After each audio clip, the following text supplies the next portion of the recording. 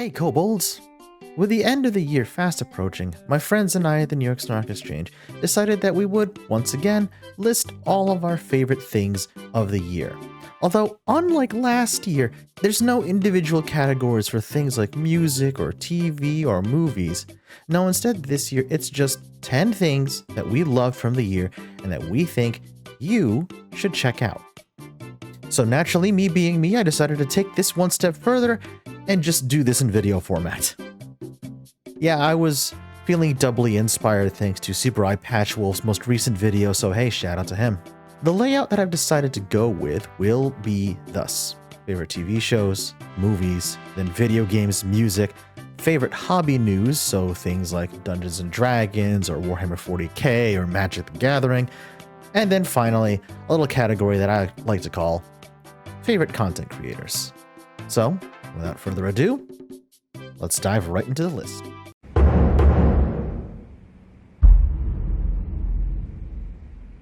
As much as I love the Ultraman franchise, I often find it difficult to keep up with new releases. With IRL responsibilities combined with streaming and video making, along with other shows and hobbies, it's inevitable that some things that I love will start to fall through the cracks. However, from the very first episode, Ultraman Blazar had its hooks in me and never let go. The story revolves around our protagonist, Gento Hiruma, as he leads his group of special forces to protect humanity against a surge of kaiju attacks. On one particularly dangerous mission, he becomes the host of our titular Ultraman, Blazar. Gento must now work with Blazar in order to protect the planet Earth. Now, what separates Blazar from previous Ultras is that he is very feral, almost primal. Series director Kiyotaka Taguchi intended to make Blazar look and feel very much like a quote-unquote primitive Ultraman, instead of the usual Ultras like Tiga or Ultra 7. Everything from Blazar's body markings down to his mannerisms in and out of battle show him as being akin to a hunter-gatherer in his nature. This gives Blazar a unique feel in fight scenes, as he's often seen screaming, yelling, and even growling at his enemies in an attempt to intimidate them. The fight choreography and the storytelling in Blazar are fantastic as usual with Tsuburaya series, and the series itself is still ongoing, with episode 23 being the most recent episode at time of writing. And you want to know the best part? It's free to watch, subbed or dubbed on Tsuburaya's official YouTube channel. Go watch it.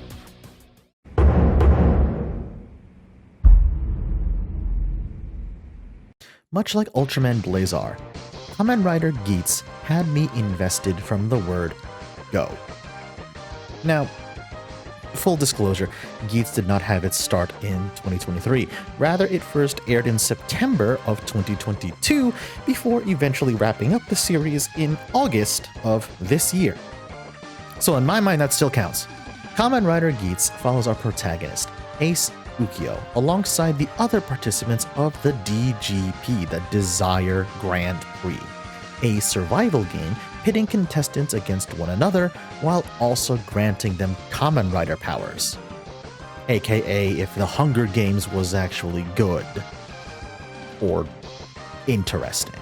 This series kills off characters, introduces new ones, and all while throwing out twists and revelations that will keep the viewers engaged all the way to the series finale. The big character revelation of our main protagonist in particular is so well done that I outright refuse to talk about it so as not to spoil you. So go ahead and watch Kamen Rider Geats, trust me, you're not gonna want to miss it.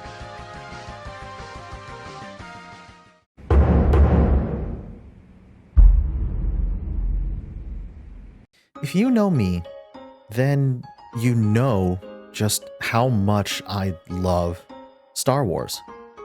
From the films to the Clone Wars to the Mandalorian and the many other novels and spin-offs, I live and breathe Star Wars. So when a series was announced for Disney Plus that would focus on one of my personal favorite Star Wars characters of all time, my reaction was, yeah, I was excited. Watching Ahsoka Tano grow from a plucky young Padawan to the living embodiment of a gray Jedi over multiple series was such a beautiful journey to witness. And in many ways, Ahsoka as a series felt like the culmination of her character's journey. Or at the very least, it felt like Dave Filoni finally getting to wrap up all the loose threads from Star Wars Rebels. Love you, Dave.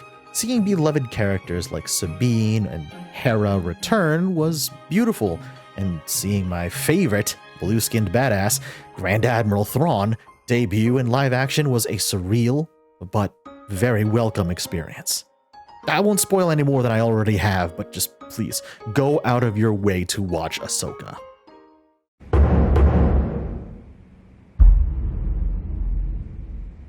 Admittedly, I did not see many new movies this year. In fact, at time of writing, I still have to go out and watch Godzilla -1 before it leaves theaters. But of the new movies that I did watch this year, really only one left a really big impression on me. Shin Kamen Rider. When I heard that Hideaki Anno was directing not only Shin Ultraman but also Shin Kamen Rider, my heart exploded like I'd just been rider kicked by excitement. Shin Godzilla was and still is one of my favorite movies of all time, so Anno getting to helm a Kamen Rider film absolutely had me elated. What I didn't expect was an almost shot-for-shot recreation of the original 1971 Kamen Rider TV series, right down to the musical score and even the sound effects. Obviously, the story, the visuals, and the characters were all brought forward into a modern lens, but the fight choreography and the camera work harkened back to the golden age of Showa-era Kamen Rider. We follow our main man, Hongo Takashi, as he comes to terms with being a cyborg while also using that newfound power in order to hunt down and destroy the organization who made him this way. Shocker. Now, again, I don't want to spoil the big twist ending so you can experience it yourself, but I will say it is a change that made me go back and then rewatch the movie again just so I could process it. And I do mean that in the best way possible.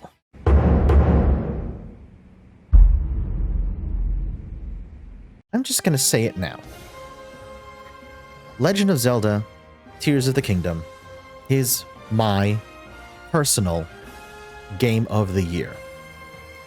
I have logged close to 300 hours of gameplay into Tears of the Kingdom, and the majority of that honestly was just exploring Hyrule, building new contraptions, and mapping out the 3 new realms that the game had laid out for us to explore. Beyond that, the scope of the game's story is gripping. A mysterious haze lingers over the kingdom of Hyrule, rotting and decaying everything it touches. An ancient evil seeks to reclaim the world, and Link must work with 4 new champions to protect what remains of Hyrule, as well as locate a missing Princess Zelda. One of my mods in Twitch chat said it best. Breath of the Wild was a story about surviving an apocalyptic catastrophe. Tears of the Kingdom, on the other hand, is a story about those same survivors coming together and rebuilding their shattered world. And that rings true. Despite the abundance of new monsters and challenges, an air of hope pervades the game. And with each new and returning friend that you meet, the world feels like it takes one step closer to a new dawn. And when I say that the final boss battle felt like it stepped right out of an old samurai thriller with 2 combatants facing each other down, swords drawn, blood ready to be spilled, it truly, truly does invoke that feeling. Oh, by the way, yeah, I would totally let Ganon pin me against the wall and let him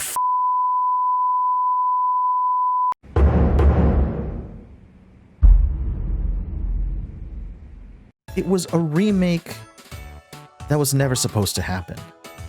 I had honestly resigned myself to never seeing either a remake nor a re-release of Super Mario RPG Legend of the Seven Stars ever again in my lifetime.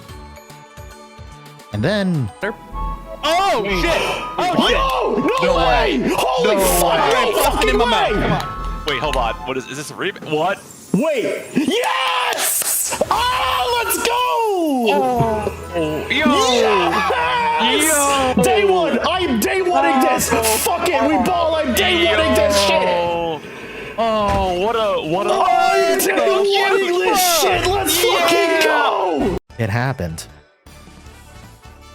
I won't lie, I had tears during that announcement. The game that made me love RPGs, the game that made me love video games in general, it was back. It was back in HD. Now, okay, I will say what we got is far less of a remake and more of a remaster. And that is by no means a bad thing. Everything felt familiar, welcoming, even. As my friend, Bear Pigman Tom, said, it's the same feeling of getting a warm hug. That doesn't mean that the game is easy by any stretch. No. A lot of the boss fights feel just as tricky as they were in the original, especially Kulex. And don't even get me started about the post-game fight rematches. Oh boy.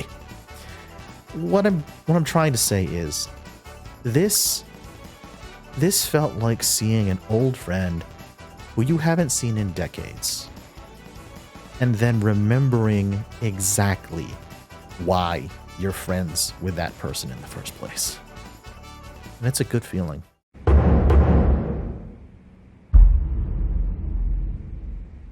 All right, I'm going to preface this next part with one phrase. Choo Choo, this is your fault. I was never really that big into K-pop. The last time I listened to anything in that genre was Girls' Generation, and that was literally years upon years ago. So, when my good friend Choo Choo started showing me videos of these funny little group of boys trying their best on reality TV to become a K-pop group, I was mildly interested at best. And then I heard them actually sing. And I finally understood. I finally got it. It finally clicked with me. Now, Zero Base One regularly comes up on my Spotify account. Songs like In Bloom, New Kids on the Block, Crush, and Melting Point. Banger after banger after banger. I love this group, and I hope against all odds that they get to stay together. To all the members of Zero Base One, Kim Ji-woong, Jung Hao, Sung Hong Bin, Sok Matthew, Kim Tae-rae, Ricky, Kim Yu-vin, Park Gun-wook, and Han Yu-jin. Thank you so much for all the joy you've brought me this year, and best of luck.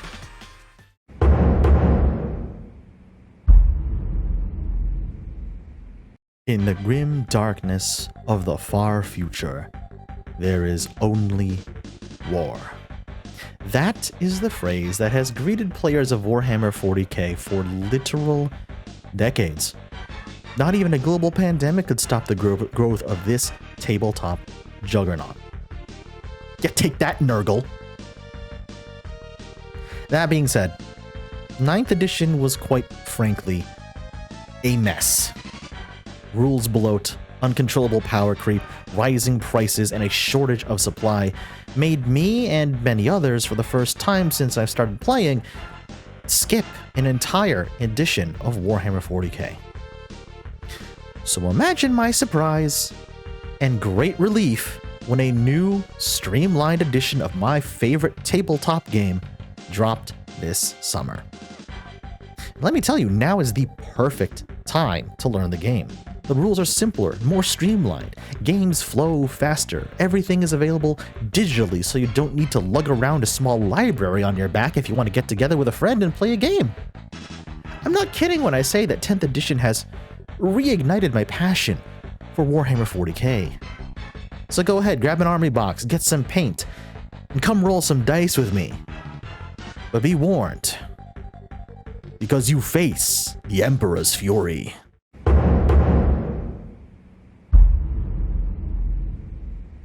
When I think of all the content creators that I follow, it's hard to just pick one to recommend that isn't a VTuber or is already very well known by the general public. But I can think of one that I constantly came back to and watched over and over and over again. Hell, I even bought the man's cookbook. It's B. Dylan Hollis. Funny, silly, informative, very gay, and much like a sliding glass door, ever so slightly unhinged. Dylan is my comfort creator. His mannerisms are hilarious. His vocabulary has infiltrated my own. Eggy, mood juice, floof powder, and of course, synonym. The recipes he finds for TikTok and YouTube are equal parts nightmare fuel and hidden gem. You really never know what result you're going to get until the end of the video, and Dylan's reactions to both kinds of either food crime or food blessing are side-splittingly funny. This summer, he published a cookbook of the greatest hits and a handful of greatest misses of the old-school recipes for you to try. It's called Baking Yesteryear. You are doing yourself a disservice by not checking out this man's content, so please go check it out. I promise you, you are not going to be disappointed.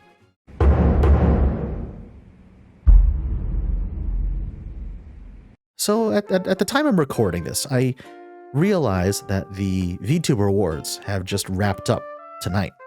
And me being me, I wanted to include at least one VTuber on this list, but I didn't want to talk about a big corpo VTuber or a popular indie VTuber that everybody is already super familiar with.